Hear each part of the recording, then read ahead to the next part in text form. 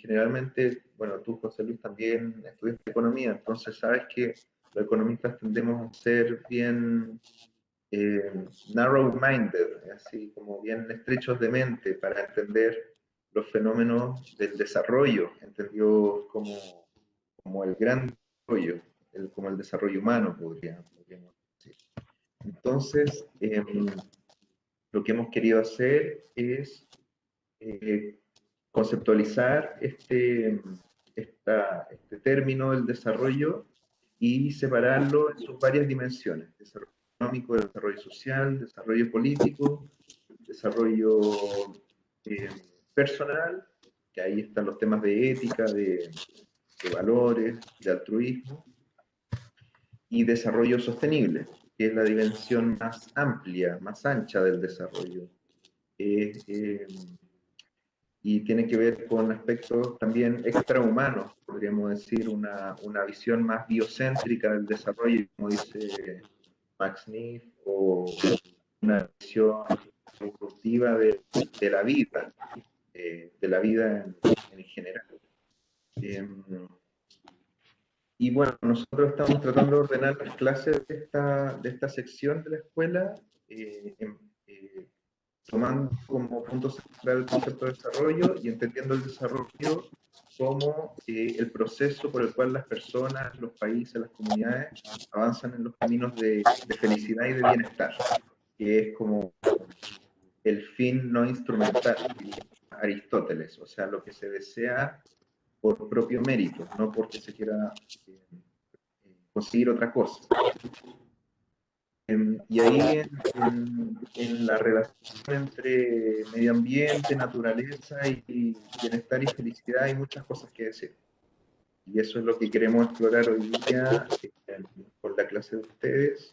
La relación que generalmente nosotros en la CEPAL no hacemos, porque todas estas cosas de bienestar subjetivo, entre comillas subjetivo, son más o menos nuevas dentro de la economía. En la psicología ya tienen varias décadas, pero en la economía es relativamente nuevo. Y bueno, la próxima semana tenemos varias clases dedicadas a eso, y el día va a ser cómo entender este tema del desarrollo sostenible, eh, como una de las dimensiones del desarrollo. Para eso tenemos, querido estudiante, a don José Luis Maniego. Don José Luis es director de nuestra sección de Desarrollo Sostenible y Asentamientos Humanos. Él es economista, mexicano, estudió en México, tiene un doctorado en recursos naturales, es autor de un fin de libros y publicaciones, y es también una de las importantes en América Latina en lo que respecta a los pactos internacionales sobre medio ambiente. No sé si alguno ha estado del acuerdo de Escazú, pero ahí José Luis con su división ha tenido una participación central en eso. Así que sin más, los dejo con don José Luis. Don José Luis, usted me parece que tiene la función de compartir pantalla para la presentación. Ok, perfecto. Dame un segundito en lo que me termino de acomodar y listo.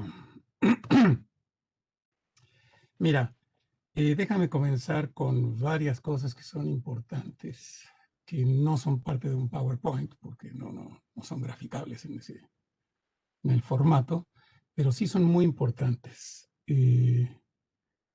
Nosotros en la disciplina solemos hacer muchos caveats de qué es en realidad el bienestar y todo ese tipo de cosas, pero acabamos siempre con métricas sumamente reduccionistas. Y la cuestión de los caveats se nos queda siempre en el camino. Y en la disciplina tú tienes mucha claridad respecto de un par de términos con los cuales tratamos de aproximar el bienestar. Y siempre dejamos en la sombra un tercer término, que es donde mi disciplina se concentra básicamente. ¿Sí? Tú dices, mira, bienestar es básicamente el ingreso personal o de las familias, porque eso te da el acceso básicamente a los satisfactores. Y eso, a su vez, depende de la diversificación económica, de la tasa de crecimiento del producto, ¿sí? Entonces, ligas en automático PIB con salarios, PIB con ingreso. Le das espacio a este segundo término que es, ok, pero no todo se resuelve con el gasto ni personal ni familiar. Tú tienes todo el sistema de protección social que te permite acceder a la salud, tienes pensión para el retiro, tienes algunos seguros, en fin. Eso sí compone tu salario directo e indirecto. Y lo que dejas en la oscuridad siempre son los bienes públicos. Son cosas que ni compra tu salario, ni están en la protección social, y no puedes vivir sin ellos. Y es todo lo que está de la puerta de tu casa para afuera. Y ahí estamos hablando de un montón, de un mundo muy complejo, ¿sí? Eh, Tú puedes, y voy a enumerar una serie de cuestiones que son bienes y servicios públicos que en las últimas décadas del siglo XX y las primeras de este siglo hemos visto cómo pasan a ser parte del menú público al menú de satisfactores privados. Entonces hablemos, por ejemplo, de educación, de salud, de seguridad, de espacio público, de calidad del agua y del aire, de la fluidez y de la productividad de los sistemas urbanos e incluso de la basura. Entonces nosotros hemos visto cómo hemos aceptado la privatización de algunos bienes que antes eran públicos. Entonces ahora, si tú tienes el nivel de ingreso suficiente, te fugas de los servicios públicos, te fugas de la educación pública, te pasas a la educación privada. Te fugas del transporte público, te vas al transporte privado. Te fugas incluso de la seguridad pública y contratas tu seguridad privada y crecientemente te estás fugando de los espacios públicos de convivencia hacia los espacios privados de convivencia y el papel que antes jugaba la plaza ahora lo juega el mall, por ejemplo. ¿Sí? Entonces, ese es un proceso en donde la disparidad en los niveles de ingreso han permitido que en algunos casos tú financies tu propia provisión de bienes y servicios que antes eran públicos. Digamos, hay un continuo institucional que se va encargando de los problemas, digámoslo así, por orden de aparición, ¿sí? Los problemas de educación, salud y seguridad han estado desde siempre en el ámbito del menú de los bienes y servicios públicos y tienes ahora instituciones que se encargan básicamente de eso, política social, ¿sí? Pero cuando sigues en este continuo del que estaba yo hablando y entras a hablar, por ejemplo, de espacio público, de calidad del agua, de calidad del ambiente, de la calidad del espacio público, como las preocupaciones vienen básicamente por el lado científico, tú eso, por una convención institucional, lo has delegado a los ministerios de medio ambiente, que son muy recientes en la historia de los gobiernos. Datan apenas de los 70 los más antiguos. Los más modernos, incluso en Chile, es ya de los 90 o más para acá. Y hay algunos otros que no sabes ni dónde asignar. Cuando hablamos de la productividad urbana o de la fluidez o de la basura, no está claro si es un problema de gestión municipal, si es un problema de salud, si es un problema de medio ambiente, si es un problema de desarrollo económico. Esos no, los barres debajo de la alfombra porque no sabes. Pero lo que estamos viendo es que conforme se van agotando las capacidades de absorción de la naturaleza, es decir, de dispersión de contaminantes o de recepción de contaminantes, eso va entrando en la economía. Y eso lo estamos viendo, por ejemplo, con los derechos de emisión en las ciudades para mantener ciertos niveles de calidad del aire, cuando decretas las emergencias, los cobros por descargas de aguas residuales, y prontamente, pues ya lo estamos viendo, digamos, se está generalizando en materia de deposición de gases de efecto invernadero a la atmósfera. Están apareciendo ya los mercados de derechos de emisión. Incluso en las leyes se está sentando un precedente muy interesante, muy peligroso también, de cómo se asigna el derecho de utilizar las funciones de deposición de la naturaleza. Entonces, en el caso de la ley más reciente, que es la ley chilena, que todavía está en discusión, se asume que los que tienen el derecho de utilizar la función de absorción de la atmósfera son los emisores viejos. Es decir, tú le regalas al colonizador de la atmósfera, como antes le regalaste al colonizador de la Tierra a la Tierra. Ahora le regalas la capacidad de echar la basura a la atmósfera. Entonces, si tienes una siderúrgica, como es difícil cambiar el proceso productivo, le dan el derecho de emisión a la atmósfera. Si eres un industrial, te dan el derecho. Se podría haber otorgado el derecho de un modo ciudadano. Y entonces sería la ciudadanía quien estuviera decidiendo a qué precio y a quiénes se les rentan o se les venden los derechos de emisión. Es decir, tú estarías regulando el prestar tu propia capacidad de acceder a la atmósfera para que otro lo haga por ti, porque le otorgas valor, porque crees que lo que está haciendo vale la pena, ¿sí? Y ahí empezarías tú a ver el costo de oportunidad y la valoración social de ciertos usos de los combustibles fósiles. No es lo mismo tomar tu 4x4, tu camioneta vacía, donde vas tú solo, para irte a vivir a un suburbio, que para hacer una producción industrial que satisface una necesidad común, ¿sí? Un bien de consumo frente a un bien de producción. Y empezarían a salir muchas de estas diferencias. En fin, entonces, cuando hablamos de medio ambiente, cuando hablamos de gases de efecto invernadero, estamos hablando de este nivel del continuo, en donde nos estamos encontrando por la velocidad a la que progresa la acumulación y la generación de desechos, que nos vamos encontrando con situaciones de hecho en donde tenemos que responder con regulación o con medidas de política pública, de política económica, para contener, para mitigar los efectos. No siempre con una perspectiva social, por supuesto, y mucho menos de igualdad en el asunto. En esa medida, Escazú es un parteaguas porque pone en el ámbito de la discusión social la destrucción de la naturaleza de una manera mucho más visible de lo que lo hemos tenido ahora. Entonces, estoy ubicando para ustedes, entonces, el tema de cambio climático en esa frontera de política social, política de salud y condicionante del desarrollo, en donde las líneas no están muy claras. Pensemos también que solo por convenciones se distingue la basura que creamos, ¿sí? Nosotros echamos al tacho plásticos, aluminios, papeles y una serie de cosas que ahora para el reciclaje conviene distinguirlo, antes no.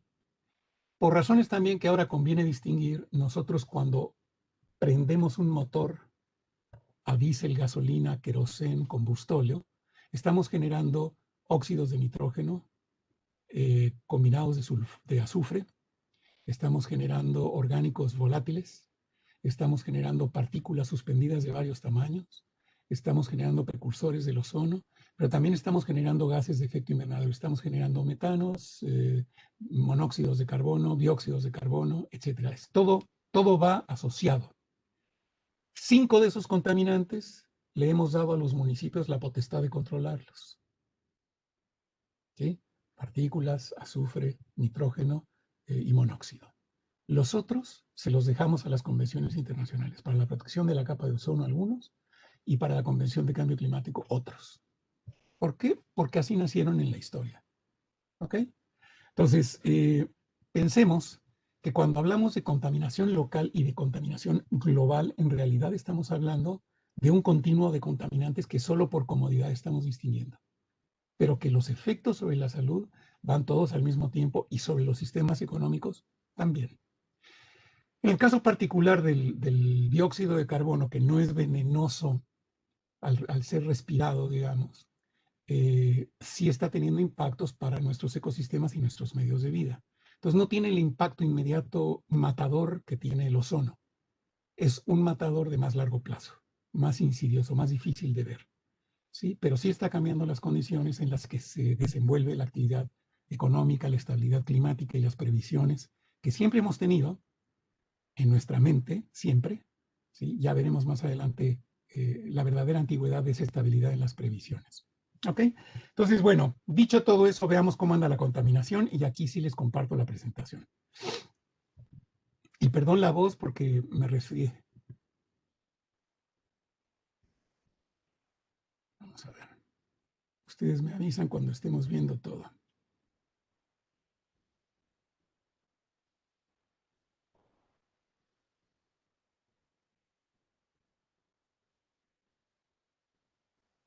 Muy bien. ¿Ahí están ustedes viendo mi pantalla? Sí, se ve bien. Perfecto. Bueno, esta es la portada del libro que escribimos con Alicia Wilson, José Eduardo Alatorre y yo sobre cambio climático, que fue publicado en mayo del año pasado, que les recomiendo bastante que lo lean, sobre todo la introducción y el capítulo 5.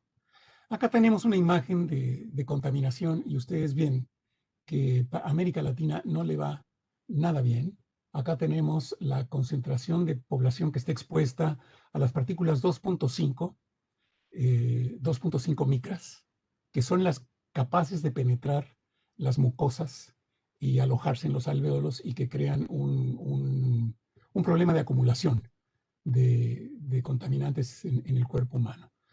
Esta es la exposición a la concentración de partículas 2.5 que exceden los 10 microgramos por metro cúbico, que es la norma de la Organización Mundial de la Salud. Entonces, ustedes ven ahí que América Latina, salvo Brasil por su extensión, es las zonas donde el 100% de la población está expuesta. No es una situación excepcional en el planeta, pero ya vamos a ir viendo cómo esto se manifiesta ciudad por ciudad. Miren, aquí tenemos dos tamaños de partículas suspendidas, aerosoles, su nombre técnico, de 10 micras y de 2.5 micrones. Entonces veamos aquí un par de ciudades. Tenemos La Paz, para el caso de las partículas suspendidas gruesas, donde seguramente, como en el caso de Santiago de Chile, se combina un poco el problema de la cordillera con el problema de las emisiones. Y ustedes pueden ver aquí que en La Paz se duplica la concentración más laxa normada por la Unión Europea de 40 miligramos por metro cúbico y se van hasta los 80 miligramos por metro cúbico. En 2010 la situación era menos mala, ha empeorado muchísimo para 2016. La Organización Mundial de la Salud tiene una norma más exigente, es la mitad de la norma europea. Y con base en ese parámetro, en La Paz, tú matas por 4, es decir, le das 2 por 4, 4 veces la dosis letal a la población en promedio diaria de partículas gruesas suspendidas. ¿Tenemos algún país que esté en norma? Bueno, se acerca a Sao Paulo, pero igual rebasa la norma. Costa Rica, país tan ecológico que ha mantenido estables sus emisiones, pero no está por debajo de la norma. ¿Sí? Y algunos países han mejorado. ¿Sí? Montevideo, Uruguay, Buenos Aires, Sao Paulo ha mejorado. Pero tenemos, por ejemplo, que Cuenca en Ecuador ha empeorado. Y en el caso de las partículas 2.5, que son más peligrosas todavía, tenemos una situación muy parecida, en donde varias ciudades rebasan casi por el doble la norma, algunas, otras están simplemente fuera de norma, y todas, prácticamente todas, fuera de la norma de salud de la OMS. Junto con las partículas suspendidas, recuerden ustedes, van las emisiones de gases de efecto invernadero, el monóxido de carbono y todos los otros contaminantes de los que estamos hablando. Entonces, un indicador como esto de cuántas veces se supera la norma en uno de los contaminantes es una clave muy buena para saber qué tanto se está violando la norma para los otros contaminantes y qué tan expuesta está la población. Esto frente al argumento de que nuestros países emiten un muy bajo porcentaje de las emisiones globales, es simplemente un subterfugio, desde mi punto de vista, que enmascara el rol que tiene la desigual distribución del ingreso y el desigual acceso a los combustibles fósiles en nuestras economías. Entonces, bueno, me voy a saltar esta. No, ya lo veremos un poquito más adelante. ¿Qué es lo que está? ¿Por qué es importante esto? Porque en el argumento de los países en vías de desarrollo, en el marco de las negociaciones de cambio climático en Nueva York, ha corrido mucho millaje y mucha tinta el argumento de que la agenda real de los países en vías de desarrollo es la adaptación y no la mitigación, porque nuestros países son muy poco responsables de las emisiones de gases de efecto invernadero. Lo que estamos diciendo aquí es que aun cuando emitamos poco globalmente, los efectos locales son desastrosos. Estamos matando gente con lo poco que emitimos. Lo peor de todo es que no es toda la gente. El plural está mal utilizado acá. Básicamente, los 2 últimos deciles de la distribución del ingreso son los que están matando gente. en las ciudades latinoamericanas, porque concentran tanto el consumo de combustibles fósiles como la tasa, como la propiedad vehicular. Y esto lo vamos a ver más adelante. Acá el argumento es básicamente el mismo: el ozono proyectado mejora la situación, pero hay un montón de muertes en todo el planeta provocadas por el ozono, y América Latina no es ajeno a ese comportamiento, aunque no es la región que tiene el peor comportamiento. Acá tienen ustedes a la India y otros países del Asia, y acá tienen ustedes países como China y Corea, que tienen un comportamiento verdaderamente terrible, y el sur de Rusia, alrededor del mar Caspio, que tienen una contaminación por ozono verdaderamente peligrosa. Acá empezamos a ver un problemilla adicional, y es cómo la mejora de algunos indicadores, por ejemplo el ingreso, que sí ha venido mejorando secularmente en América Latina, aunque a tasas crecientemente menores, va acompañado de problemas de bienestar. Entonces, conforme mejora el nivel del ingreso, la elasticidad de ingreso para la adquisición de automóviles es muy, muy alta. Es cercana a 1 o superior a 1, superior a la unidad. Y esto se expresa en la velocidad a la que crece la población de vehículos respecto del Producto Interno Bruto y respecto de la población humana.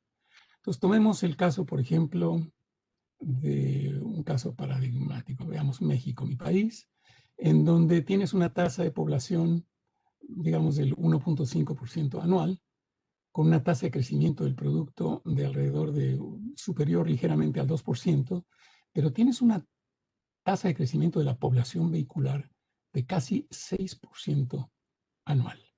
Es decir, la población está masificando la compra de vehículos, aun cuando el punto de partida en términos de niveles es muy bajo en México.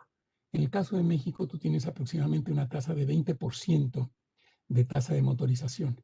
Entonces, hay un espacio muy grande para la penetración de automóviles. No es lo mismo, por ejemplo, en el caso de Argentina, vamos a buscarlo acá, que ya tiene una tasa de motorización muy alta, bueno, pero igual está teniendo, caramba, me desmienten los datos, tiene una tasa de motorización enorme, aun cuando en el caso de la sociedad argentina hay una tasa de penetración de los automóviles bastante más alta que en México, que ronda alrededor del 35% de tasa de motorización.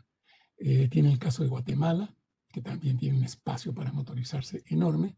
En cambio, en Panamá va más o menos a la par ingreso con tasa de motorización, pero son tasas elevadísimas. Entonces, ¿a dónde nos está llevando este comportamiento en América Latina?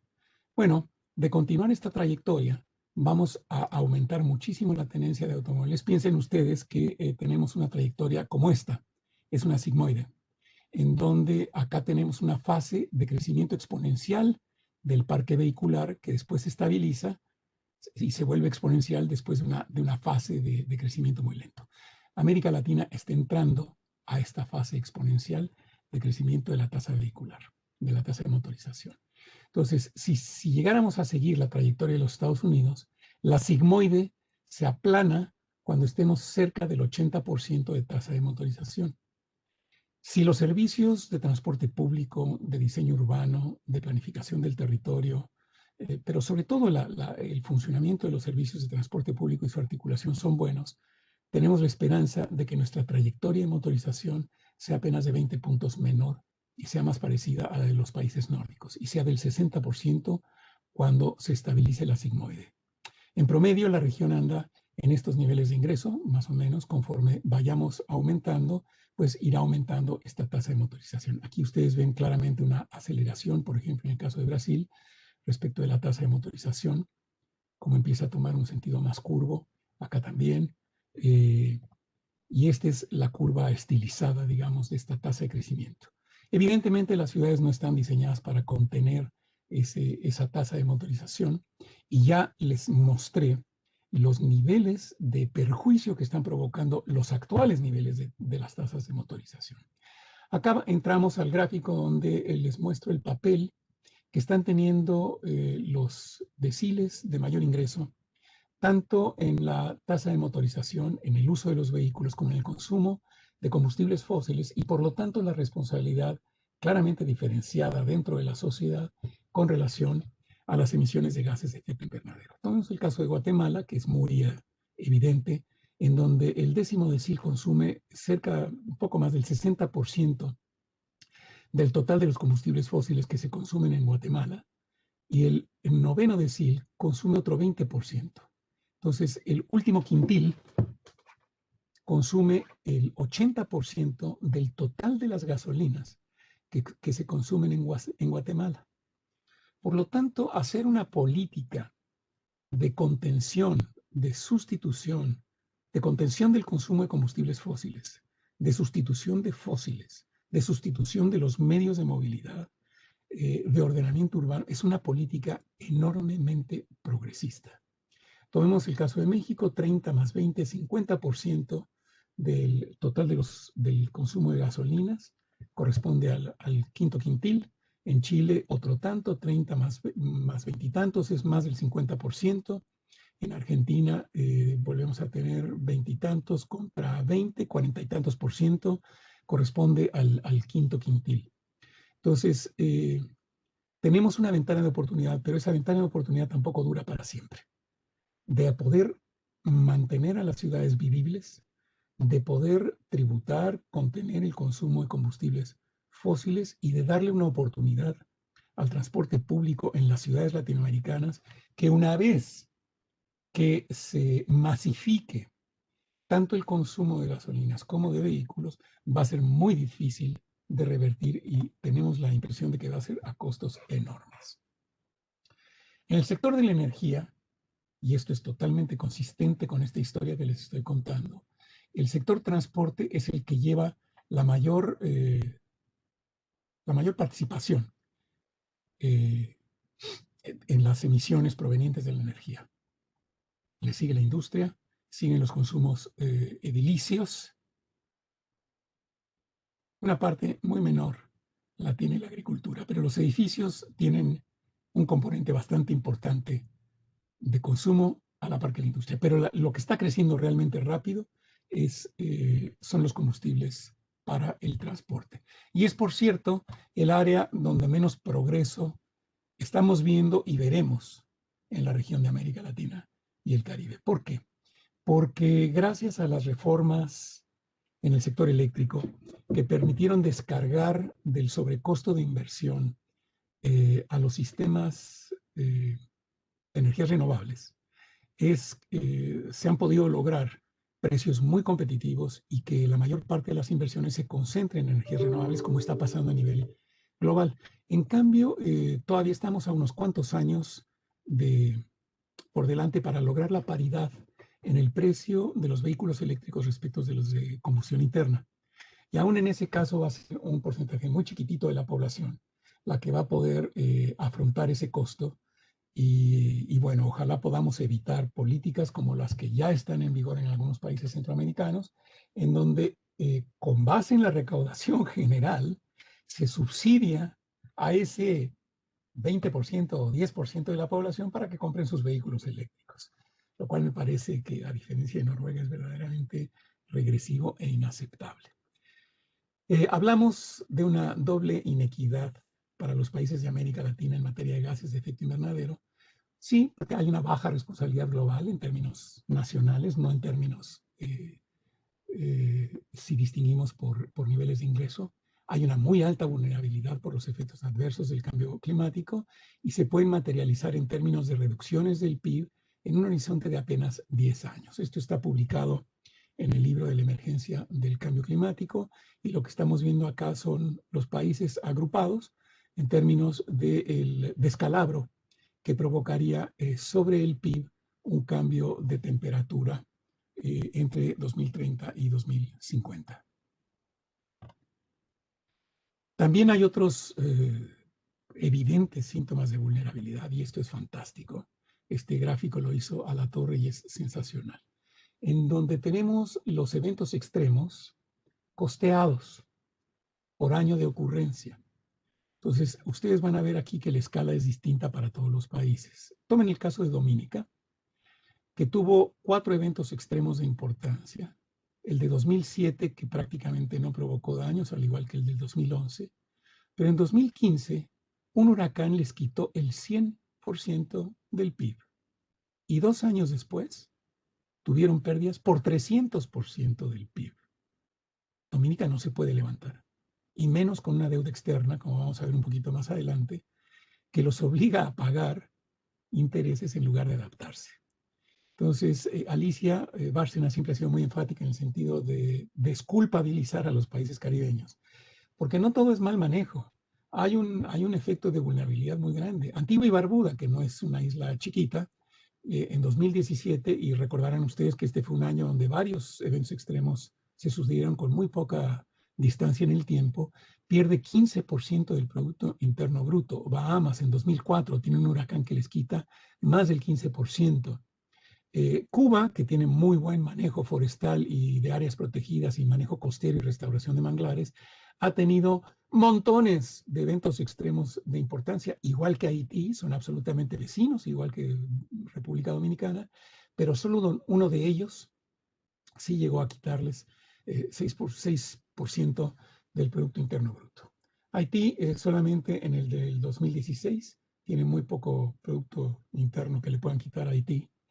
Y República Dominicana también ha tenido un relativamente buen manejo, a pesar de la frecuencia de eventos extremos que ha tenido. Pero ustedes pueden ver que este nivel de exposición y de riesgo, de vulnerabilidad de la acumulación de riqueza en estos países, pues les impide poder dar satisfactores a su población estando expuestos como están. Y además, una buena parte de la población, más del 50%, vive por debajo de la cota de 5 metros por arriba del nivel del mar. Entonces, cualquier evento meteorológico rápidamente alcanza a la población asentada básicamente en las franjas costeras. Acá está el porcentaje de deuda de algunos países caribeños, 125% del PIB, por ejemplo, y solo del gobierno central, 94%, 89%, 84%, 64%, y este es el promedio del endeudamiento del Caribe. Y por eso la idea de CEPAL de que hay que persuadir a los acreedores para que hagan quitas a la deuda multilateral y a la bilateral y que puedan permitir o la recompra, el descuento directamente y que se apliquen esos recursos a través de un fondo a el incremento de la resiliencia de los países del Caribe. Ustedes dirán acá, ¿dónde está la frontera entre política de desarrollo, política social, política ambiental? En realidad es un solo continuo. ¿A dónde va la región? Y nos preguntamos si estamos teniendo una política consistente con estos retos. Los países de América Latina, bueno, acá está todo el mundo. Ustedes busquen aquí a los países latinoamericanos, que son los puntitos verdes, y resulta que ningún país en el mundo está todavía en una posición de decir, estamos cumpliendo con la trayectoria de 1.5 grados y al mismo tiempo estamos teniendo un nivel de bienestar importante. Entonces, no hay país que tenga niveles de ingreso de $25,000 al año per cápita, $50,000, que estén además en una ruta consistente con el Acuerdo de París. Y en el caso de América es posiblemente solamente, si alguien puede leer ahí, que me lo lean. Panamá no. Efectivamente, Panamá sería el único país que está en una ruta consistente, con un nivel de ingreso alto, de cumplir con el Acuerdo de París, en el rango de los 2.5 grados. Ninguno en el rango del 1.5 grados. Hay un casillero vacío en términos de Producto Interno Bruto, es decir, ingreso, y respeto de las fronteras planetarias. Ya decíamos, energía es uno de los sectores que presenta los mayores incrementos. Dentro de energía está el problema de transporte, pero distingue a la región que cambio de uso del suelo es una fuente muy importante. Y esto depende enormemente para el dato latinoamericano de lo que pasa en Brasil. En todas las otras regiones del mundo, este sector es un sumidero. Es decir, en todo el resto del mundo, hay una recuperación de bosques, excepto en el caso de América Latina, donde el cambio de uso del suelo para la introducción de la ganadería o la expansión de la agricultura, sigue siendo una fuente de emisiones y eso nos distingue respecto del resto del mundo. América Latina, en su comportamiento agregado, esto que les he venido escribiendo, es responsable por el 8.3% de las emisiones con 4.3 gigatoneladas anuales.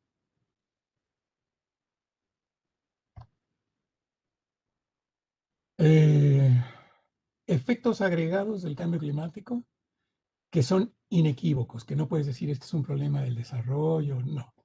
Hay una mayor frecuencia de eventos hidrometeorológicos, es decir, huracanes y sequías, inundaciones, huracanes y sequías, el aumento del nivel del mar, que se aceleró del siglo pasado a este siglo de 2 a 3 milímetros por año, y una reducción de la criosfera, de todos los hielos en el mundo, incluyendo los glaciares andinos, de los cuales depende el abasto de agua de varias ciudades importantes de la región.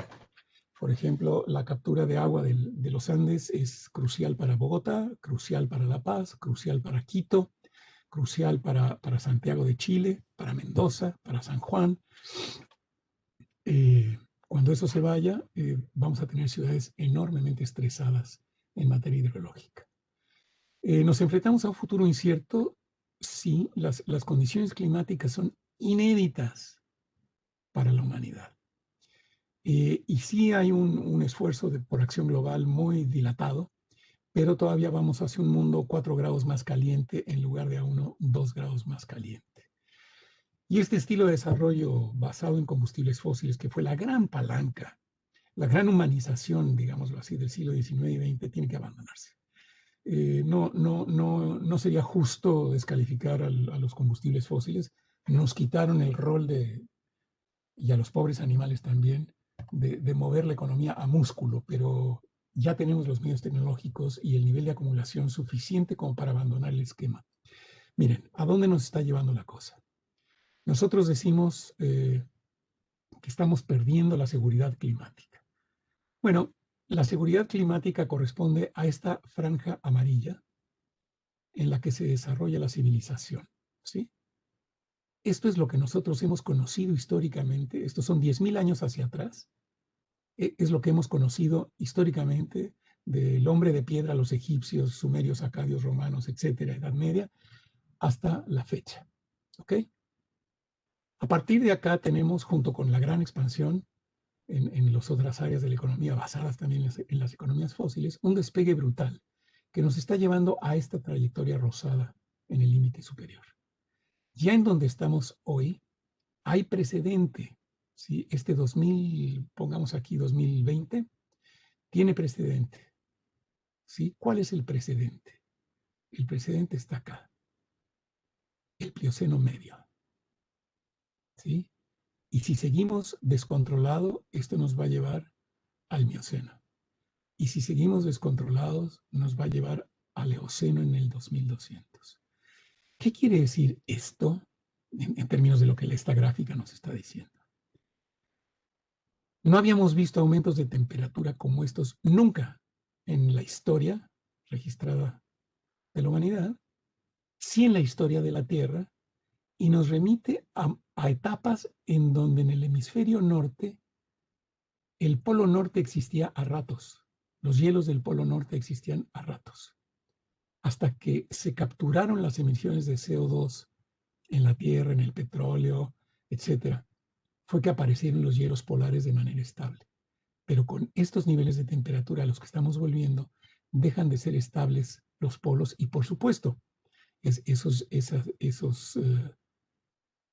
digamos, esos hielos junto con los terrestres dejan de solidificar agua del mar y por lo tanto ese agua permanece en estado líquido y por lo tanto capaz de moverse, digamos, que sumada el agua de la Tierra, incrementa el nivel del mar. ¿Sí? O sea, el Ártico no sube el nivel del mar, ya, ese hielo ya está flotando en el agua, eso es lo que les quiero decir. El agua que sí se añade al sistema es el agua de Groenlandia, es el agua de los glaciares que sí entra al mar y eso sube el nivel del mar. Pero si seguimos en esta trayectoria, también la Antártida desaparece el hielo de la Antártida y ese hielo también entra a subir el nivel del mar. Y ahí ya no estamos hablando de 3 milímetros anuales, ahí estamos hablando de un recambio en la configuración de los continentes, porque muchas zonas bajas quedan cubiertas por el mar. Entonces, hay poco tiempo para la acción. Una vez que nosotros perdamos el panel de control, por decirlo así, la capacidad de frenar las emisiones que genera la humanidad, de devolver los compuestos que fueron capturados durante millones de años, como decía un biólogo amigo, el sol milenario lo estamos devolviendo a la atmósfera, estamos utilizando el sol milenario, estamos recomponiendo la atmósfera a su composición antigua, que era básicamente dióxido de carbono y metano, y por lo tanto estamos devolviendo la atmósfera a su composición original y por lo tanto el comportamiento de la Tierra a su composición original. Bueno, si nosotros perdemos esa capacidad de frenar, entonces los mecanismos naturales van a entrar a hacer ciclos, retroalimentaciones positivas. ¿A qué me refiero? A mayor temperatura, mayor desglaciación del permafrost. A mayor desglaciación del permafrost, mayores emisiones de metano. A menor hielo ártico, menos efecto albedo, más captura de calor en el mar y en la tierra y por lo tanto aceleración del cambio climático. A mayor incremento de la temperatura en el mar, mayor disolución de caltratos y por lo tanto mayores liberaciones de metano. Entonces hay un momento en donde pasar un cierto punto crítico ya no importa lo que hagamos y la Tierra agarra velocidad sola y entra a los ciclos de retroalimentación que han sido naturales y que explican el pulso que vemos aquí de las glaciaciones, en donde después de un cierto umbral hay una captura violenta, hay una glaciación, vuelve a haber una liberación, vuelve a haber una glaciación, etcétera, etcétera. ¿Cómo está reaccionando el ámbito multilateral para tratar de frenar el efecto invernadero? Bueno, ha creado la Convención un presupuesto de carbono que hoy por hoy está muy mal repartido porque lo concentran básicamente los Estados Unidos, la Europa de los 28, India, China y el resto del mundo. Pero el resto del mundo tiene para emitir posiblemente hasta el 2028, 2030, y ahí se acaba el presupuesto de carbono. Ahí ya cruzamos el umbral de los 2 grados. Si es que estos que están aquí abajo, China, India, Europa y Estados Unidos, pero sobre todo China aquí, no abren el espacio para que estos puedan seguir emitiendo y no rebasemos la frontera de los 2 grados. Si decíamos que América Latina emite 4.3 gigatoneladas, bueno, tal y como vamos, nosotros agotaríamos nuestro presupuesto de carbono en aproximadamente 22 años para la meta de 2 grados y en 7 años para la meta de 1 grado. O sea, ya estamos hablando de periodos gubernamentales con este horizonte. Y 22 años y 8 años si es que cumplimos con las metas condicionadas a transferencias tecnológicas y monetarias dentro del Acuerdo de París. El COVID nos puso en una trayectoria muy favorable, nos puso por debajo incluso del presupuesto de carbono del 1.5 grados centígrados, pero este es un efecto sumamente transitorio. Ya estamos viendo un efecto de rebote. Efectivamente nos da tiempo, nos da un par de años, hasta 3 años, para poder cambiar la trayectoria de las emisiones, pero eso no es seguro en tanto no logremos la meta fundamental, que es cambiar los incentivos de la inversión.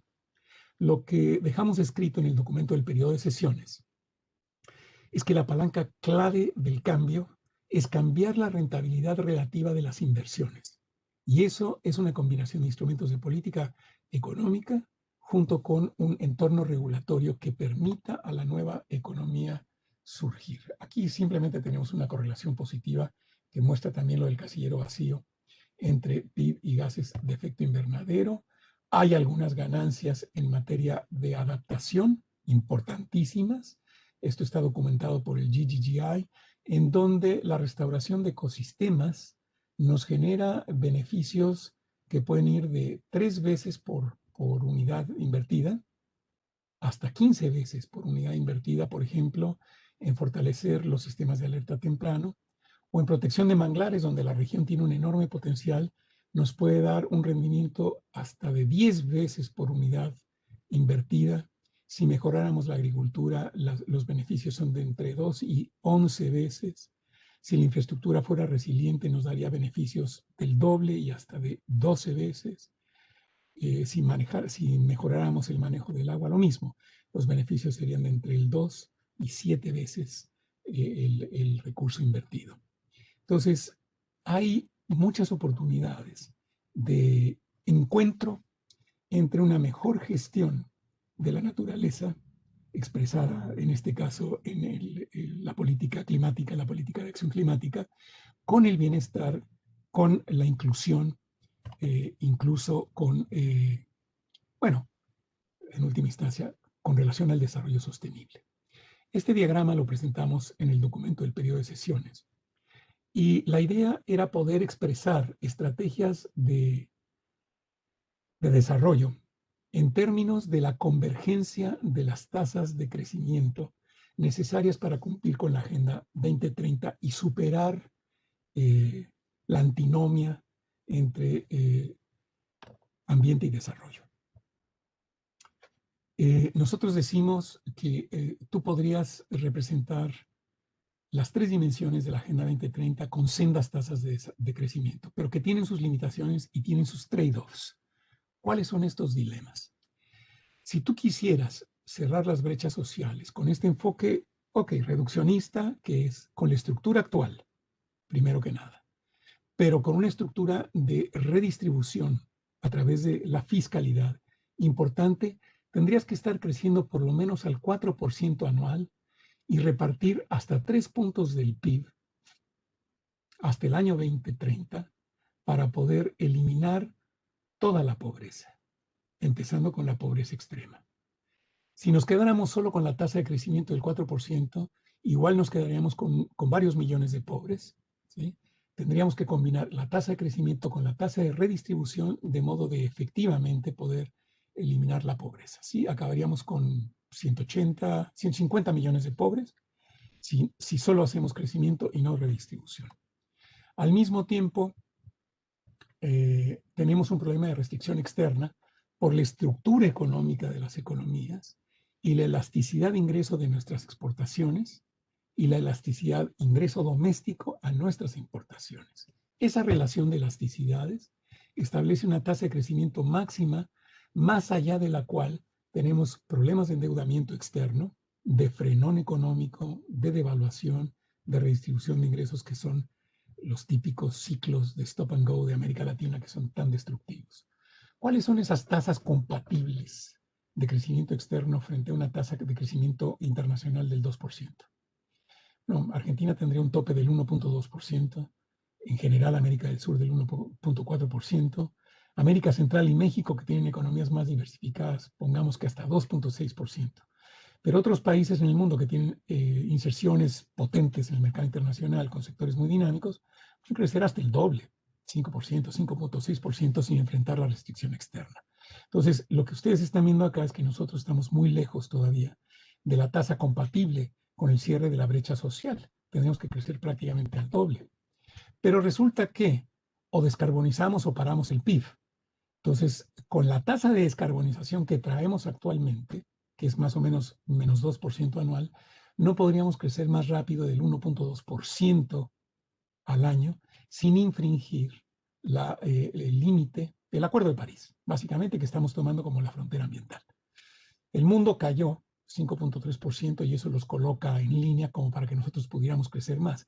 Pero esto es ilusorio, esto es el efecto del COVID y esto no va a ser sostenible. Entonces pensemos que nuestro límite ambiental es del 1.2%, que como pueden ver acá es inferior a este 2.6%. Entonces, para ponerlo en términos de la contradicción entre las tasas, vemos que la tasa de crecimiento socialmente necesaria es muy superior a la que es compatible con la de la restricción externa y es muy superior a la que es compatible con las fronteras del planeta. Entonces, esto solo se resuelve con redistribución, descarbonización y progreso técnico. No hay de otra. Y ese progreso técnico también tiene que estar reflejado en cambio estructural. Con la misma estructura no es posible el cierre de las 3 brechas. Ahora, hay una enorme ventaja en poder hacer del Acuerdo de París un proxy de los límites ambientales. Ningún otro aspecto de la naturaleza tiene un consenso en materia de cuantificación.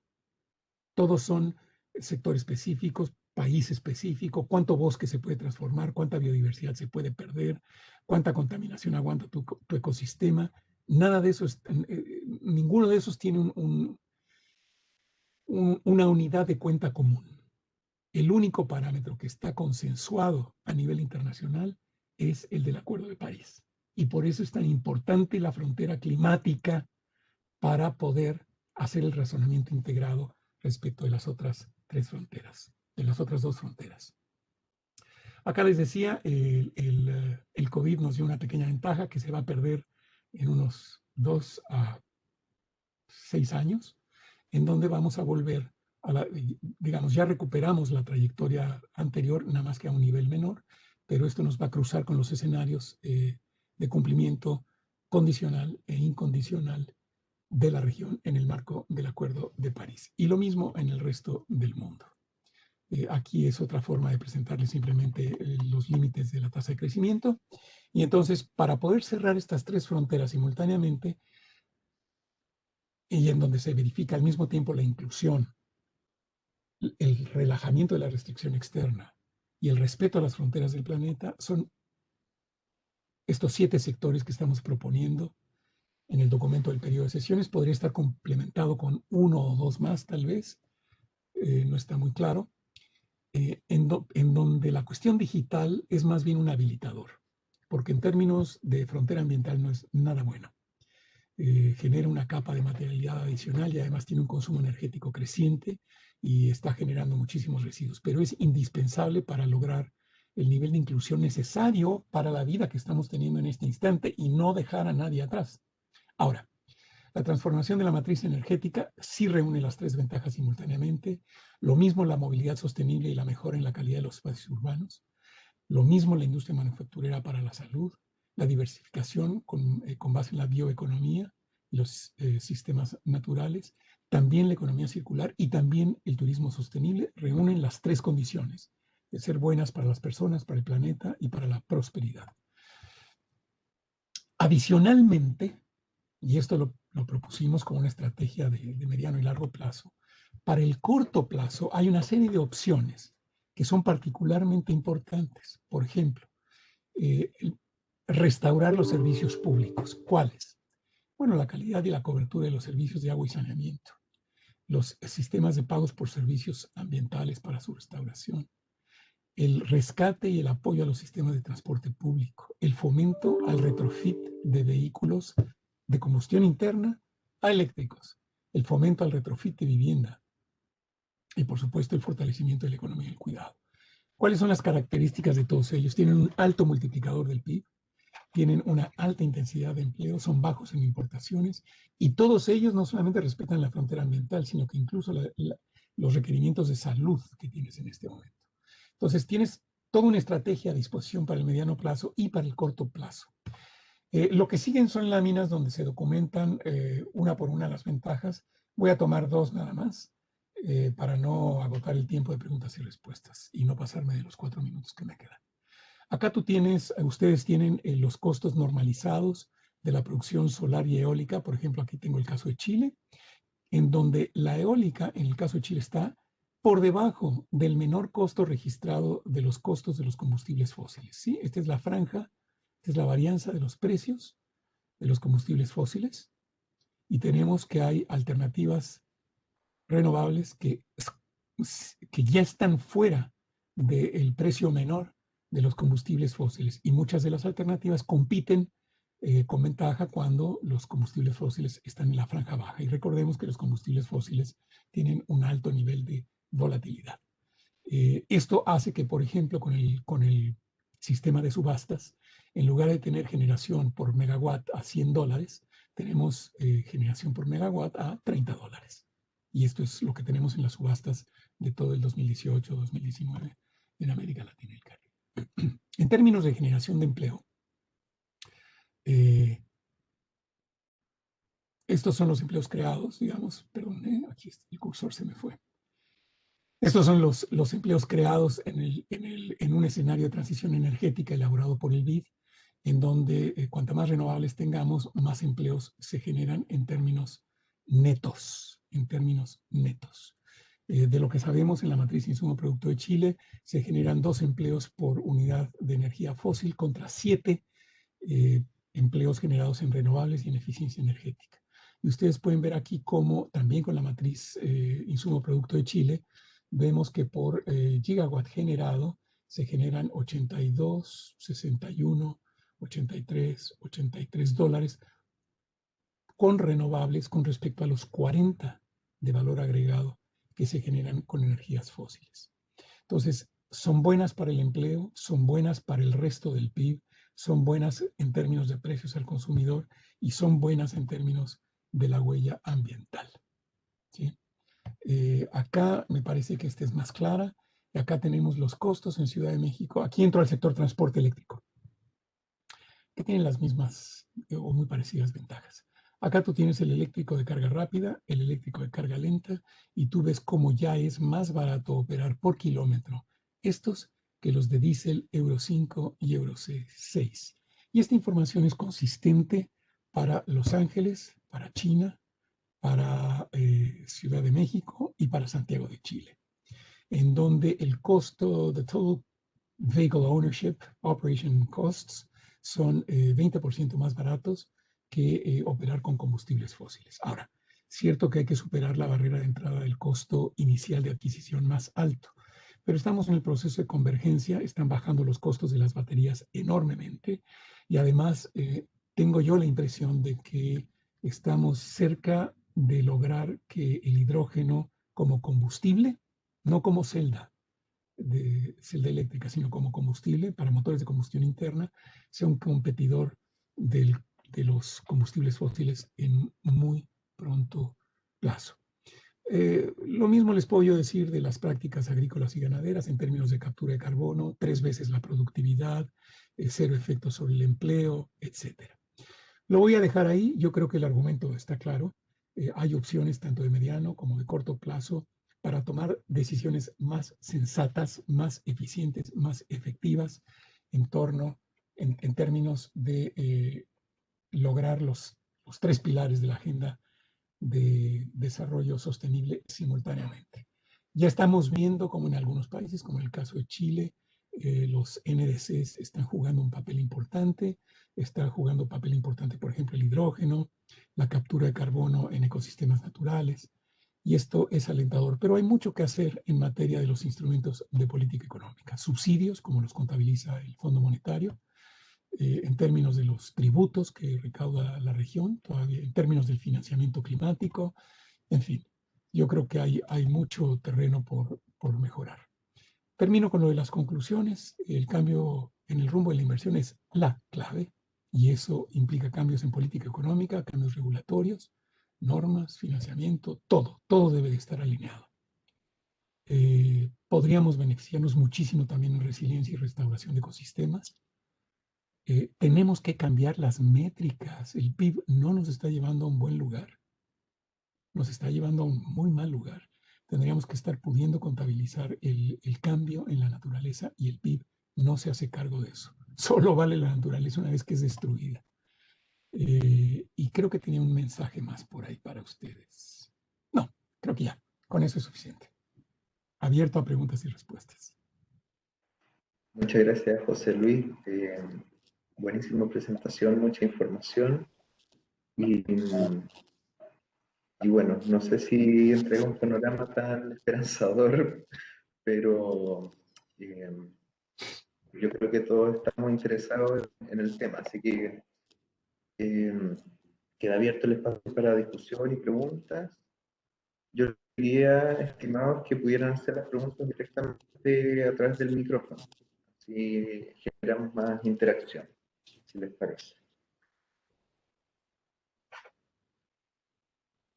Así que el que quiera puede hablar, puede levantar la mano en el chat o puede simplemente hablar.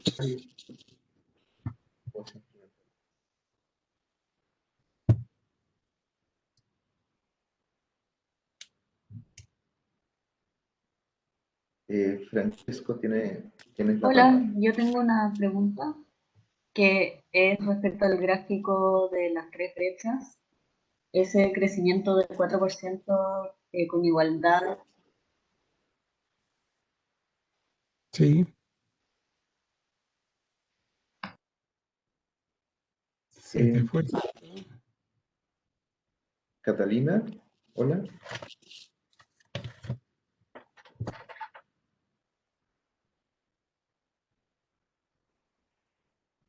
No sé qué pasó.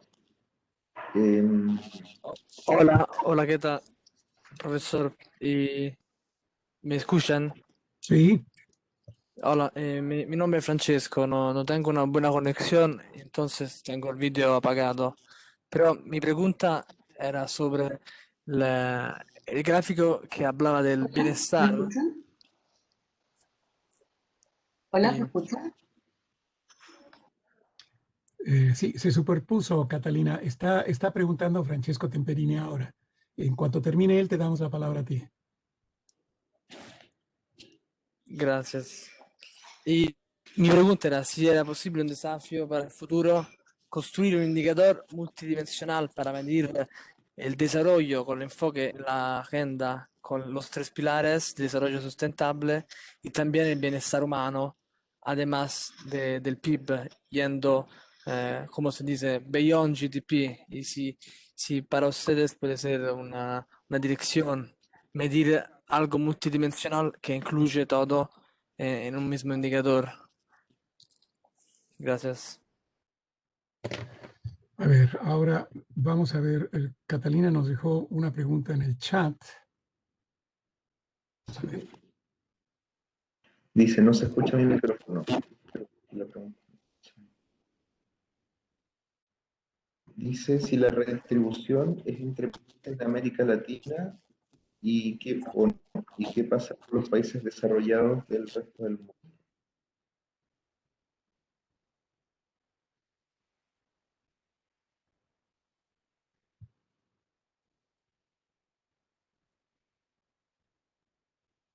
Ok, voy a tomar lo que tenemos en el chat por ahora. Lo de Francesco Temperini, sí, sería muy, mira, hay intentos y Naciones Unidas ya tiene un estándar que se les cae, que son las cuentas integradas, en donde la naturaleza no aparece disociada del Producto Interno Bruto. El Producto Interno Bruto es el equivalente, pongámoslo así, a tu reporte de saldos de tus operaciones de cuenta corriente, pero no es tu saldo. Entonces es muy riesgoso que tú hagas operaciones en cuenta corriente sin conocer el saldo. Entonces la forma de conocer el saldo son las cuentas integradas del sistema SCAE de Naciones Unidas. Entonces allí tú vas descontando de tu cuenta corriente lo que vas haciendo el balance con el saldo que te va quedando. Tú vas descontando de tus activos naturales lo que se agota y lo que se degrada. Entonces tú estás conociendo por lo menos una parte del estado de la naturaleza, no solamente lo que transaste en el mercado. Entonces, contar con ese tipo de sistemas es muy útil. En el caso de América Latina, solamente un país ha sistemáticamente reportado cuentas integradas, y ese es México, que tiene el Producto Interno Neto Ecológico. Entonces, el PINE lo que hace es descuenta del PIB la pérdida de los activos naturales. Entonces, le quita la ilusión al PIB de que todo es ganancia. No. Entonces, es una doble contabilidad como cualquier otra. Tú tienes ganancia porque transferiste del saldo al gasto corriente, pero perdiste activos. El PIB nada más te cuenta las operaciones de mercado y no te deja saber cuántos activos realmente tienes. Entonces, puedes acabar agotando todo lo que tienes. Las cuentas integradas son un paso en la buena dirección y ya están normadas por Naciones Unidas. Ahora, ¿de qué ha habido falta de voluntad política? Sin duda ha habido falta de voluntad política. ¿Solamente por capricho? No necesariamente. Cuando tú conviertes al PINE en tu punto de referencia oficial, tú prendes otros focos rojos. Y cuando estás endeudado cuando estás saliendo a los mercados crediticios, tú no quieres prender focos rojos. Entonces, ha sido una cuestión de conveniencia de los países de ocultar la degradación de la naturaleza porque te pone en menos riesgo frente a la calificación de los mercados internacionales. Ahora, también porque no haces acción multilateral, porque no decides hacerlo al mismo tiempo, porque no te pones un plazo. Básicamente hay muchas fallas por las cuales no estás haciendo las cuentas como deberías estarlas haciendo, pero hay alternativas y ya se han ensayado. Bueno, Banco Mundial y algunos otros ONGs independientes han hecho contabilidades que tratan de recoger la cuestión de la naturaleza. Por ejemplo, el Banco Mundial en algún momento publicó las cuentas del ahorro genuino. El Global Environmental Footprint Network publica cada año en qué momento rebasaste la capacidad de absorción y de producción de la tierra por economía y por lo tanto a partir de qué momento tu economía está incurriendo en déficit y estás abusando de los recursos de la naturaleza y tomando del futuro para poder mantener tu presente. Entonces, hay varias contabilidades, pero tiene que haber una contabilidad oficial. Y yo pienso que esa es una responsabilidad de Naciones Unidas. Si hay alternativas. Entonces, pienso que es indispensable y hay que hacerlo. Felipe, ¿cómo quieres que sigamos? Tenemos 4 manos levantadas. Yo quizás podemos juntar varias preguntas. Les voy a ir pasando la palabra a quienes han levantado la mano. Pablo. Hola, ¿qué tal? Yo quería hacer una consulta en relación a las cuentas integradas que estaba comentando ahora el profesor. En particular, ¿cómo se valoran o cómo se deberían valorar esos activos naturales? Si es a precios de mercado o no. Porque se me ocurre que eso puede estar como muy debe tener mucha variabilidad en el tiempo, muy sujeto a la especulación financiera o lo que sea. No sé cómo se mide eso o cómo podría llegar a medirse. Ok, gracias, Pablo. José Luis, ¿te parece juntar varias preguntas? Sí, me parece muy bien. Ok, pues tenemos a Gonzalo López. Sí, buenos días. José Luis, un gusto.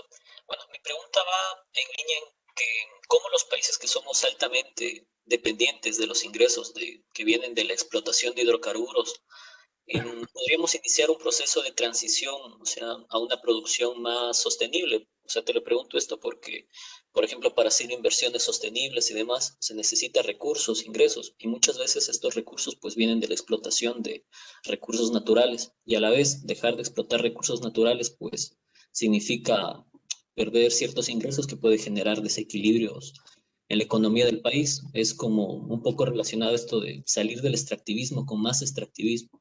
No sé qué alternativas tú me podrías indicar o demás. Muchas gracias. Gracias, Gonzalo. Aclara las Bueno, preguntas. El tema del extractivismo, que es algo que en los países de la región está muy presente. Vamos a recolectar una tercera y última pregunta para esta ronda de Tui Sai.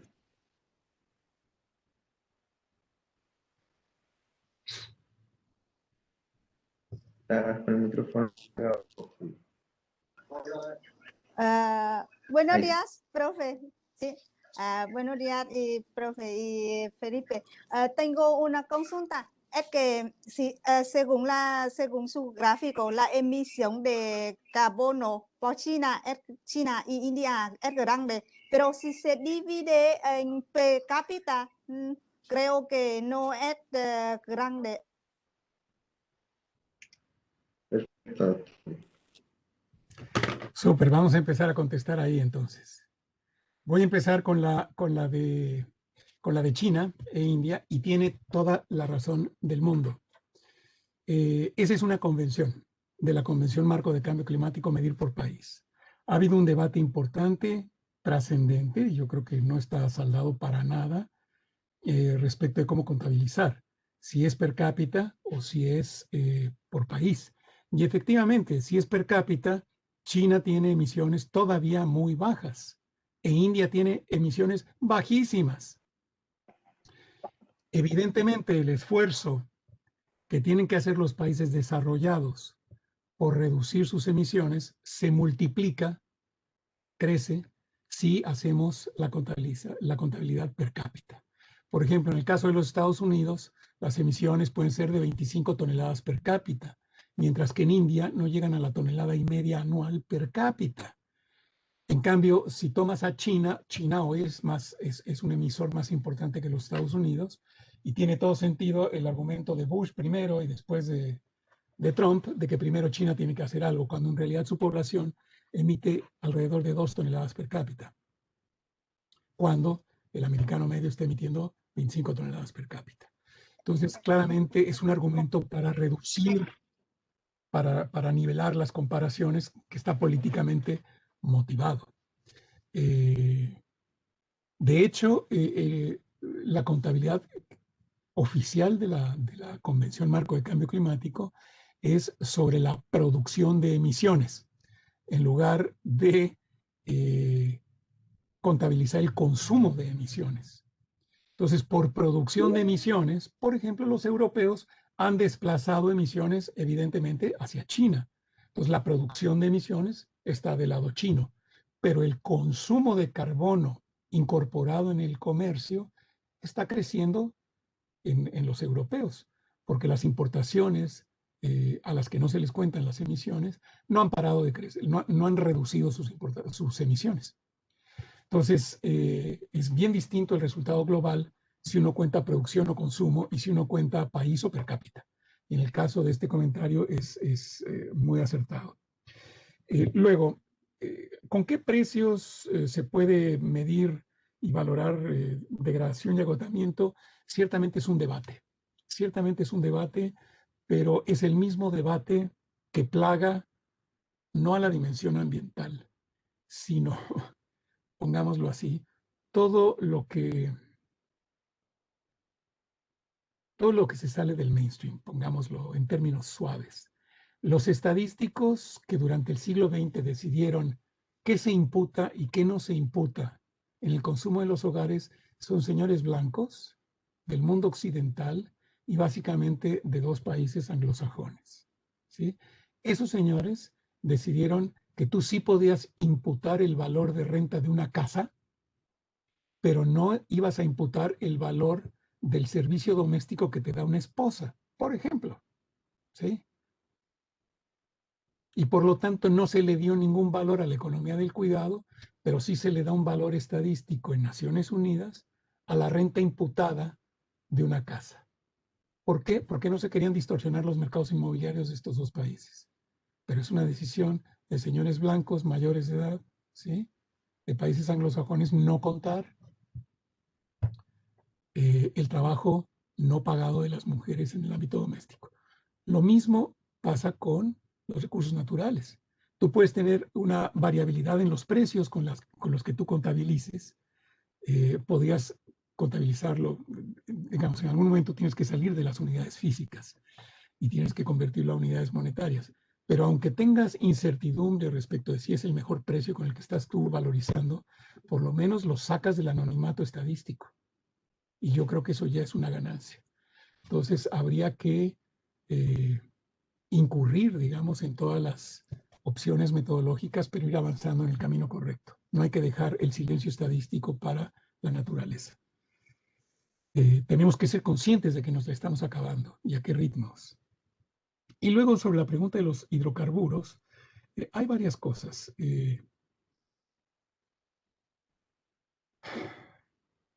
¿Podría salir de la trampa de los recursos naturales con más recursos naturales?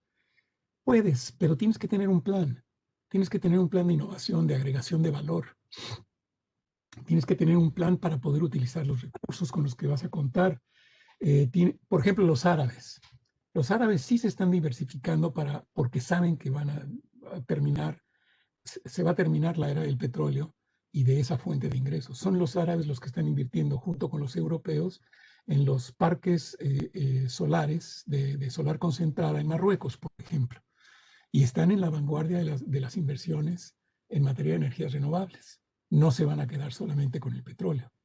Ahora, nosotros tenemos un problema doble, porque no es solamente un problema de que no estamos generando el desarrollo tecnológico para poder independizarnos del recurso natural primario. Tampoco estamos agregando valor a ese recurso natural. Y ese no es un problema de que tengamos o no petróleo, esa es una decisión de no crear estratégicamente al sector. Yo me fui de espaldas hace unos años cuando vimos en uno de los flagships de la CEPAL que China es el primer exportador de cobre refinado en el mundo.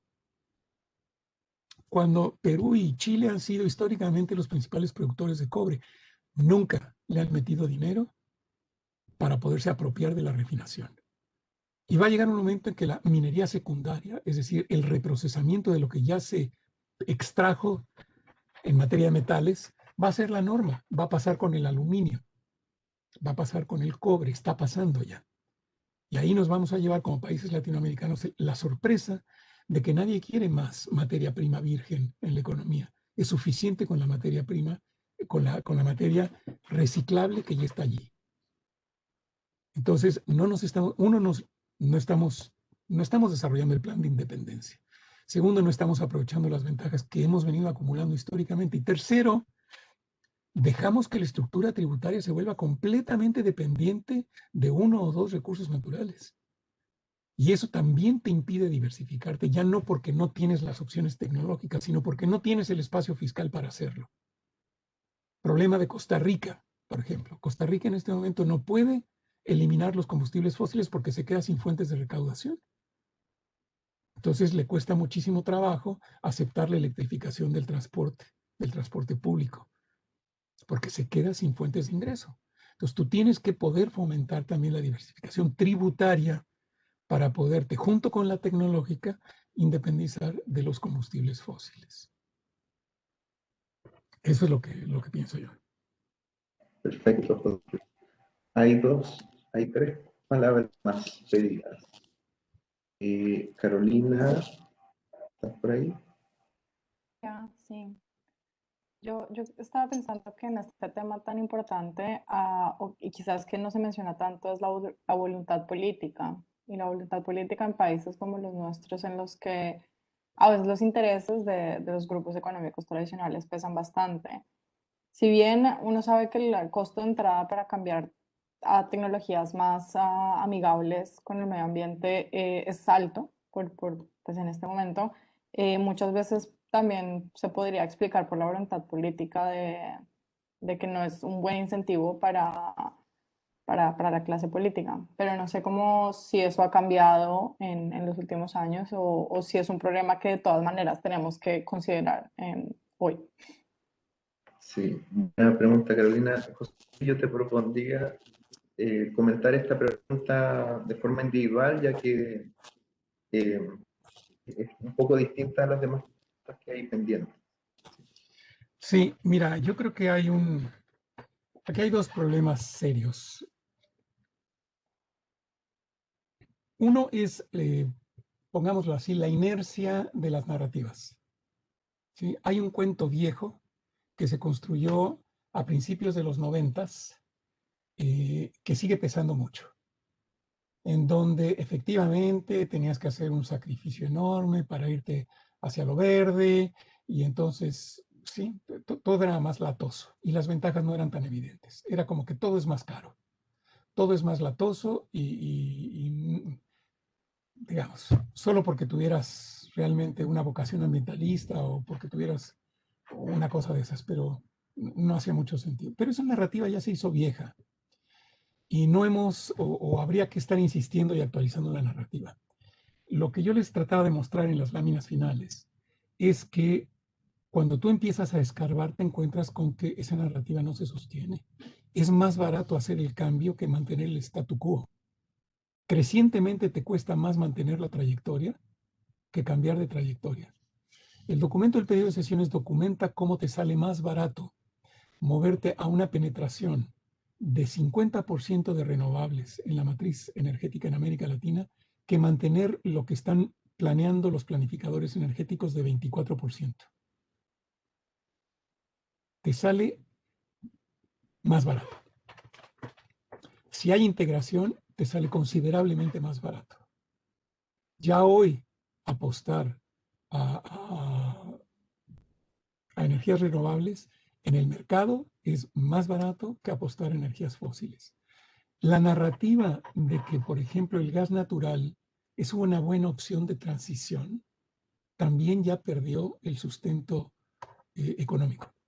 La velocidad a la que se está pudiendo generar almacenamiento combinado con energías renovables es más barato que el gas al 2023, 2024. Entonces, ¿para qué quieres hacer una inversión que va a durar 40 años cuando ya tienes la alternativa de, esperándote un año o dos, tener una opción que es más barata para siempre? Entonces, la idea de que el gas es una tecnología de transición, no es cierto.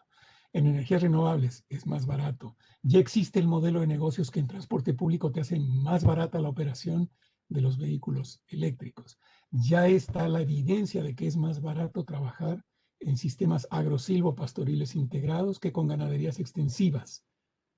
Entonces, tienes un problema, primero, de actualización de narrativas. Y eso es una militancia. Eso ustedes tienen que trabajar para que esté allá afuera en la economía, para que haya evidencia. ¿Sí? Dos, hay un problema de economía política porque, como pasa con las generaciones futuras, son muy poquitos o casi nadie los que hablan a favor de las nuevas opciones y tienen pocos espacios sociales. O sea, sí hay una cámara de productores de energías renovables, sí, sin duda. No hay una asociación de operadores de buses eléctricos porque hay tan pocos buses eléctricos que todavía no se acaban de asociar. Entonces, esos señores no participan en las consultas públicas. Esos señores no son interlocutores y hay que construirlos como interlocutores fuertes.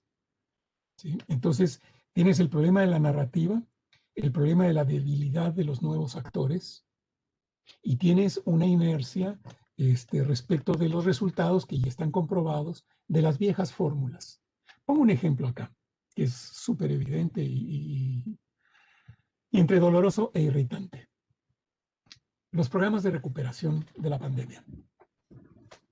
Los países tienen que gastar plata, no les quedó de otra, porque hay una recesión brutal. Y las recetas keynesianas están mega probadas y funcionan cada vez. Ahora, ¿qué están haciendo los gobiernos de la región? Pues lanzan sus programas de recuperación frente al COVID. ¿Y qué es? Construcción. ¿Construcción de qué? Carreteras, hospitales, puentes, vivienda, ok. Fomento a la actividad agropecuaria, perfecto.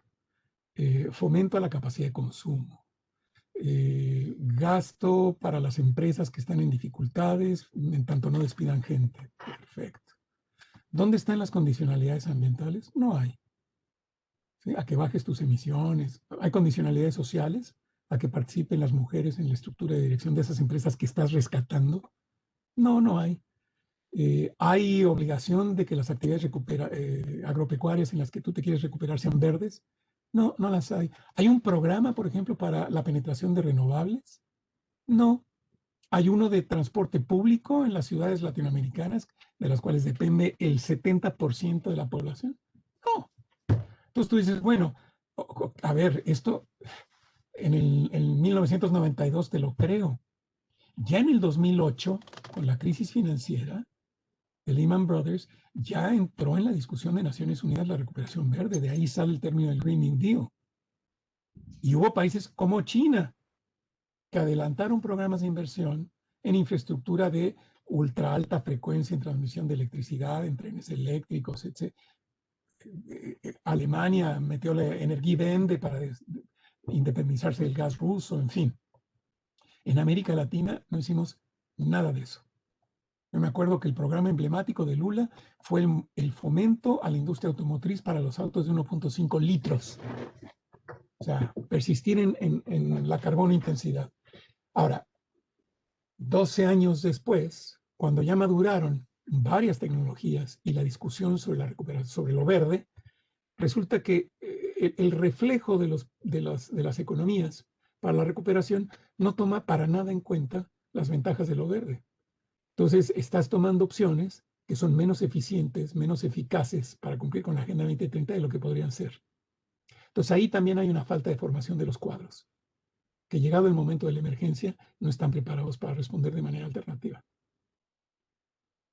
Cuando los agarra la crisis ya es demasiado tarde. Responden a la antigüita.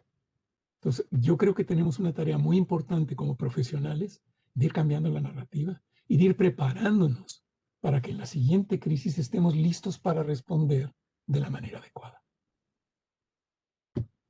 Gracias. Gracias, Luis. Dos últimas preguntas. Le doy la palabra a Ángela. Buenos días. A mí me gustaría saber qué piensa usted del debate sobre el cambio regulatorio bancario de los Green Differentiated Capital Requirements. En Europa se habla mucho del Green Supporting Factor, es decir, los bancos deberían tener más capital para los préstamos otorgados para las inversiones verde, que podrían reducir las emisiones de carbono.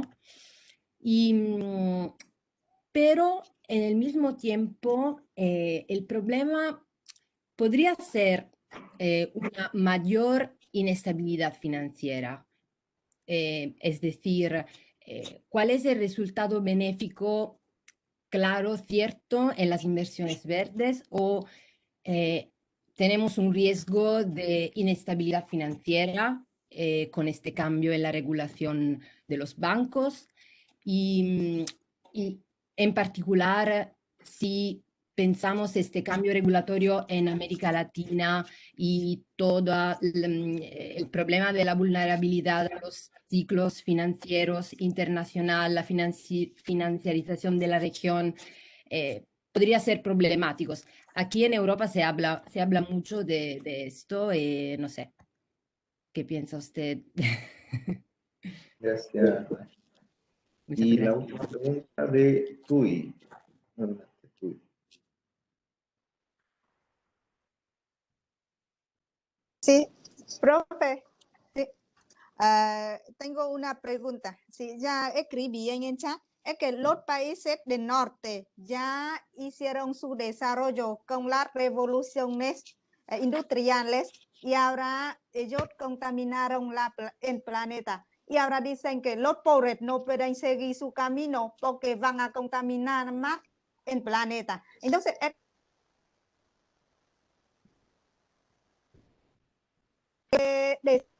hace.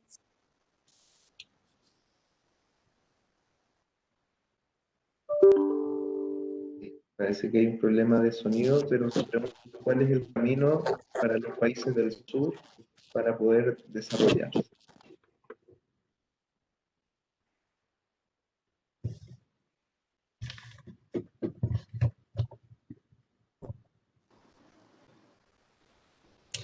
Bueno, vamos, sí, y está en el chat, así que sí la alcanzamos a ver.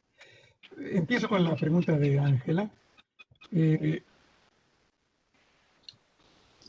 poner un ejemplo que es como yo lo veo y a lo mejor lo puede ilustrar muy bien.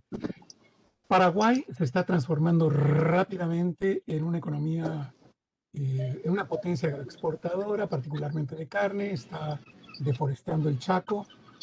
Y cuando nosotros hicimos el estudio de economía del impacto económico del cambio climático en Paraguay. Y lo que nos resultó en ese estudio fue que en el largo plazo, pensando 2050, tenía más futuro la economía familiar que la economía, que la agricultura industrial. La agricultura familiar que la agricultura industrial o la ganadería industrial.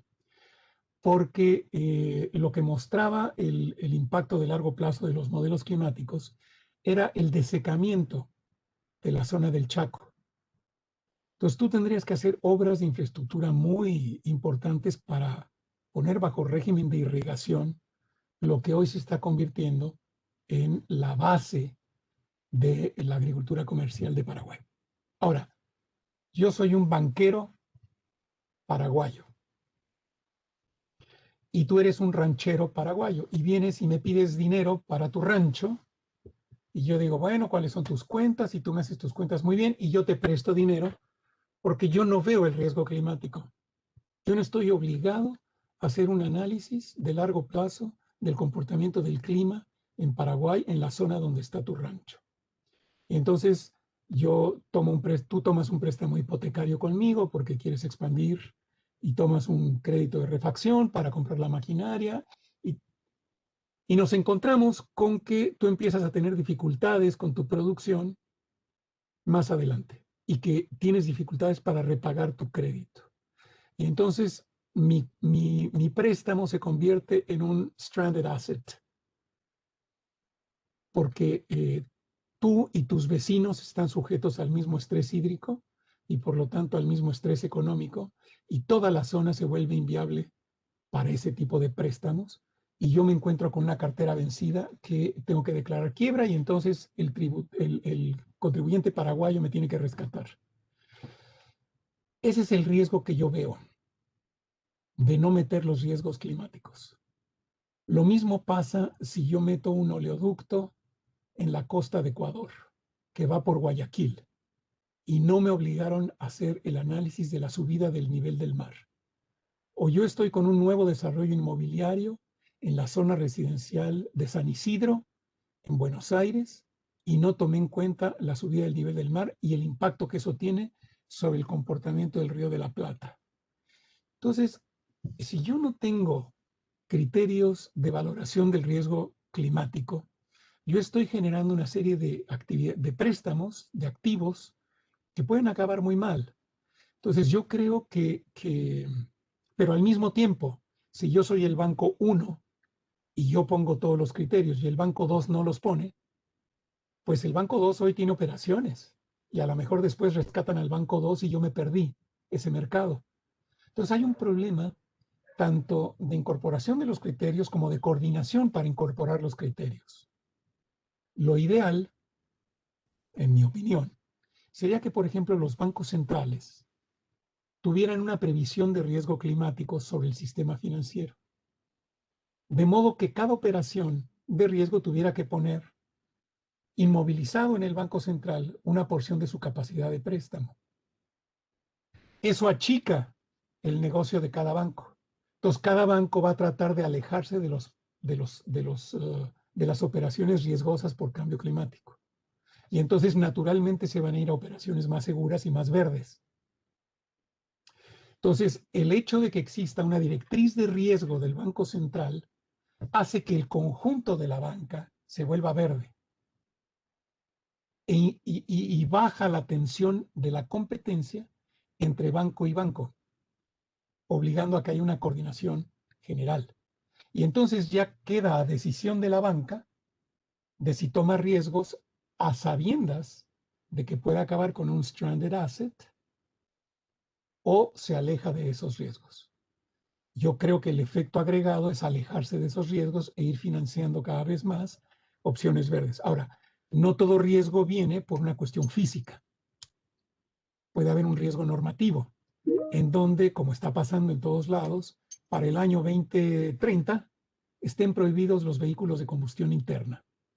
Entonces tú no vas a querer hacer préstamos para la compra de vehículos de combustión interna que van a seguir en tu registro de activos para ese año, porque en ese momento ya son stranded assets, ya no tienes dónde venderlos, no tienes dónde colocarlos. Entonces tú no querrías meterte en ese tipo de negocio.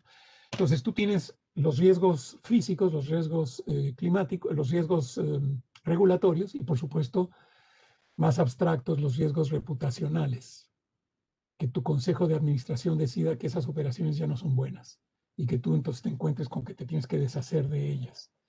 Ahora, yo pienso que BID, Banco Mundial, con esos porcentajes de 30% para sectores verdes es demasiado tímido, realmente, porque lo que estamos viendo es que aún en épocas de crisis como este año 2020 que pasó, se siguen haciendo préstamos altos en emisiones. Y ese es un síntoma muy preocupante porque esos activos se quedan ahí por muchos años. Entonces yo creo que el riesgo es más bien no coordinar el sistema financiero. Yo creo que es mejor tener un sistema de riesgos climáticos en el sistema bancario.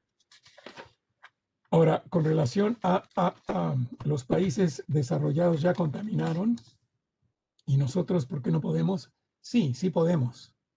Tenemos más margen, por supuesto, y lo estamos haciendo, de hecho. Ahora, ¿tenemos que seguir la misma ruta de los ricos? Yo creo que no. O sea, pongamos, ¿por qué no me voy yo a beneficiar de mejores sistemas de transporte público y voy a tener que pasar por un periodo de absoluta congestión urbana si me puedo saltar esa etapa y puedo entrar a sistemas de transporte público que sean limpios, que sean más baratos de operar, que ofrezcan todas las comodidades como aire acondicionado, wifi, recarga de mis aparatos y quedarme con un vehículo diésel 6 en lugar de irme a un eléctrico con todas las comodidades? ¿Por qué tendría yo que someter a un trabajador a horas y horas de estar en el tráfico cuando podría tener un vehículo autónomo? ¿Por qué no tener lámparas de larga duración en lugar de tener lámparas incandescentes? ¿Por qué no tener una ganadería integrada en lugar de depredar más selvas? Si ya puedo lograr los mismos niveles de bienestar con estas alternativas que están probadas, que hacerlo a la antigüita. Entonces yo creo que Nueva York dejó un legado de formas de pensar que yo creo que vale la pena de revisar. Y cuando digo Nueva York, es la negociación entre norte y sur alrededor de las convenciones ambientales. Yo abrazaría, o abrazo de hecho, porque así lo hago, la agenda climática, no tanto porque es la agenda de adaptación o porque es la agenda de mitigación, sino porque escojo las opciones que me permiten ofrecer mayor nivel de bienestar a mi población. Y si eso es restaurar servicios naturales, sea restaurar servicios naturales. Y si eso abona la adaptación, perfecto. Pero si abona la mitigación, también perfecto. Ahora, yo apuesto enormemente en mi trabajo cotidiano, por ejemplo, al tema urbano y dentro del tema urbano al de los servicios públicos y dentro de los servicios públicos al de la movilidad pública. ¿Por qué? Porque creo que es uno de los componentes del cielo en la tierra. No tanto porque es la agenda de mitigación, ¿sí? Es el infierno al que sometemos al 60 o 70% de la población cotidianamente para que puedan vivir su vida. Y es una injusticia, es una fuente de infelicidad y es una fuente de agotamiento de la gente que puede ser totalmente evitada o minimizada. Eso es traer el cielo a la tierra. ¿Es bueno para el ambiente? Sí. ¿Es bueno para la inclusión social? Sí. ¿Es bueno para la economía? Sí. Hagámoslo. ¿Es bueno para la agenda climática? Sí. Bueno, no hay dónde equivocarse, ¿no? Muchas gracias, José Luis.